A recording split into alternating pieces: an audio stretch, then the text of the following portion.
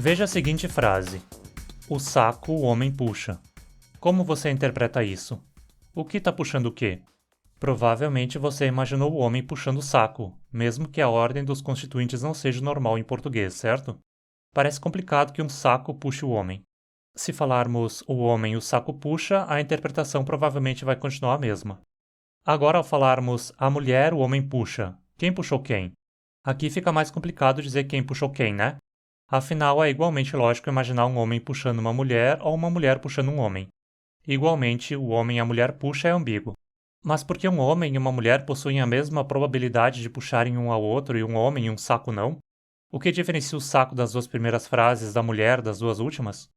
Basicamente é o fato de o saco ser um ser inanimado, um objeto, enquanto a mulher é um ser animado, igual ao homem. Humanos percebem diferentes elementos do mundo como animados ou inanimados, e em muitas línguas isso pode influenciar a gramática. Chamamos esse fenômeno de animacidade. Algum grau de animacidade existe gramaticalmente em quase todas as línguas do mundo. Em muitos casos é uma divisão bem simples entre seres animados e seres inanimados, mas o que se classifica como animado e o que se classifica como inanimado varia. Apesar de pessoas estarem praticamente sempre na categoria animada e objetos na categoria inanimada, mas pode haver algumas exceções. Veja, por exemplo, o inglês, onde a animacidade se reflete em pronomes da terceira pessoa do singular. Temos he, she para humanos e it para o resto. Podemos dizer então que o inglês em geral considera tudo não humano numa categoria gramatical mais inanimada, mas frequentemente animais podem entrar na categoria animada também e receber pronomes animados, especialmente animais de estimação. Já numa língua próxima do inglês, o alemão, a divisão ocorre de forma diferente. Em alemão, os pronomes pessoais em si, sozinhos, não diferenciam animacidade, mas ela se manifesta quando vamos usar um pronome combinado com uma preposição. Para dizer com ele, com ela, com eles para um ser animado, dizemos mit ihm, mit ihr, mit ihnen, simplesmente combinando a preposição com o pronome.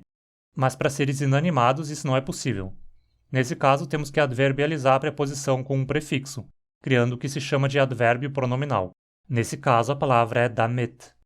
Em português, percebemos mais a diferença de animacidade em alguns pronomes, como quem, alguém, ninguém, vistos como mais animados, e o que, algo, nada, vistos como mais inanimados. Mas perceba que existem casos em que as formas inanimadas aí podem ser usadas com pessoas.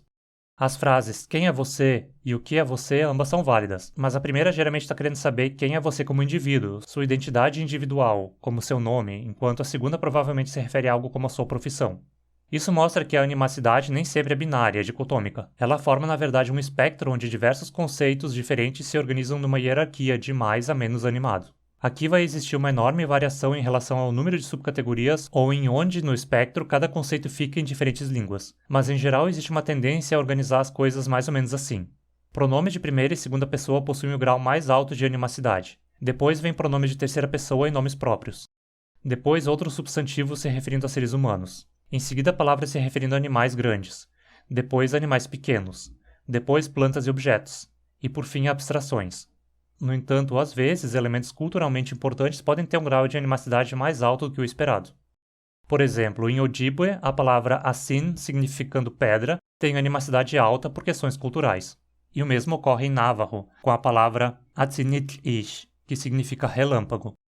O grau de animacidade de um nome pode determinar onde ele precisa aparecer dentro de uma oração. Continuando com o Navajo, se uma oração possui dois argumentos com animacidade diferente, o mais animado obrigatoriamente precisa aparecer primeiro na oração. Veja esse exemplo. Ashki at yinih-in, que significa o menino olha a menina. Menino e menina ambos possuem o mesmo grau de animacidade, então tanto faz qual vem primeiro na frase. Quem determina o que é o sujeito e o que é o objeto é um prefixo do verbo. Aqui o prefixo yi indica que o primeiro nome na frase é o sujeito, nesse caso menino. Se eu mantivesse a mesma ordem dos constituintes, mas trocasse o prefixo yi do verbo por bi, o significado seria a menina olha o menino, pois bi indica que o segundo elemento é o sujeito. Agora, se eu quiser dizer a ave bicou a menina, preciso dizer at tzidi bistanch, colocando a menina primeiro, pois menina é um nome mais animado que ave. Dizer o contrário, com a ave primeiro, não é gramaticalmente correto. Em algumas línguas só são consideradas gramaticalmente corretas frases nas quais o sujeito possui uma animacidade igual ou superior à do objeto. Veja esse exemplo do chur. A frase Ishil nok-chang wing-winak significa o homem viu a cobra, e está gramaticalmente correta porque o homem é mais animado que a cobra. Já a frase Ishil wing-winak nok-chan significando a cobra viu o homem, não é gramaticalmente correta porque a cobra é menos animada que o homem. Para resolver isso é necessário usar a voz passiva. Ishilhi winwinak yuhnokchan. O homem foi visto pela cobra, assim mantendo o homem como sujeito. Esse provavelmente era o caso também no proto-indo-europeu, pois se você observar as línguas descendentes, o gênero neutro, originalmente inanimado, não possui uma forma no nominativo diferente do acusativo, sugerindo que não era possível usar o gênero neutro como sujeito. Com isso se pode perceber que a tendência é que as línguas sempre esperem que o ser mais animado na oração seja o agente e o menos animado o paciente. Assim, se esse é o caso, não seria necessário marcar morfologicamente na frase quem é agente e quem é paciente, né? Pois é o que muitas línguas fazem. Veja o Djurbal como exemplo. Nadia bayi yara balgan. Eu bato no homem. Aqui, eu é o sujeito, e, como vimos, pronomes de primeira e segunda pessoa costumam ter a animacidade mais alta de todas, e em Djurbal é exatamente esse o caso. Então, se temos eu e homem numa frase, e eu é mais animado, é claro que o eu é o sujeito e o homem é o objeto. Por isso, nem o sujeito nem o objeto são marcados com caso gramatical. Numa frase como o homem me bate, temos uma inversão onde o ser mais animado é o objeto e o menos animado é o sujeito. Assim, precisamos colocar uma marcação de sujeito e de objeto neles para que isso fique claro. Assim dizemos Naiguna bangul yarangu balgan. Agora, eu recebe um sufixo de caso acusativo, para esclarecer que, diferente do que é mais comum, eu aqui é o objeto. Igualmente, o homem recebe um sufixo de caso ergativo, para esclarecer que aqui ele é o sujeito, quando esperado, sem caso seria que ele fosse o objeto. Se os dois elementos têm o mesmo grau de animacidade, só um precisa ser marcado. Por exemplo, para dizer eu bato em você, digo Nadia nginuna balgan. Eu e você ambos dividem a mais alta animacidade. Ambos tendem a ser sujeitos.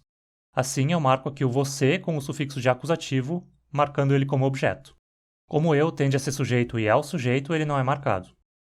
Muitos anos atrás, eu me lembro de ter visto uma reportagem que falava sobre um estudo conduzido em relação à ordem dos constituintes e animacidade. Nele, participantes precisavam sinalizar com gestos as frases eu chutei a bola e eu chutei o homem, ou algo do tipo. O que se notou é que havia uma tendência a sinalizar como eu, bola, chutei, no primeiro caso, e eu chutei o homem, no segundo, indicando uma preferência para colocar o objeto depois do verbo se fosse animado e antes se fosse inanimado. Se você souber que estudo é esse, comenta aí. E se você fala alguma língua de sinais, acha que existe alguma lógica desse tipo nela? Confesso que meu conhecimento de línguas de sinais ainda é baixíssimo. Faz anos que eu quero aprender Libras, mas nessa desgraça de mundo capitalista não consigo nem tempo para praticar as demais línguas que já falo. Existe uma forma de você poder me ajudar com isso. Se você se tornar um apoiador desse canal, é possível que eu consiga reduzir minha carga com outros trabalhos para pagar as contas e possa dedicar mais tempo a produzir conteúdo por aqui, o que sempre inclui muitas horas de estudo.